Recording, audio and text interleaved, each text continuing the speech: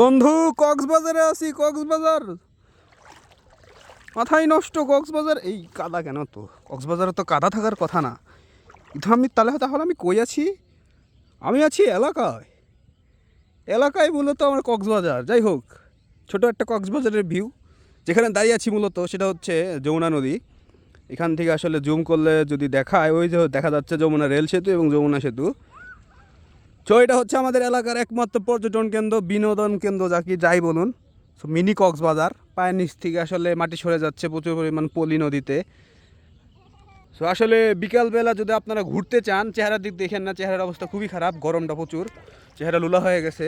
চেহারাটা আসলে ধুইতে হবে ভালো মতো। যাই হোক, কিছু করার নেই।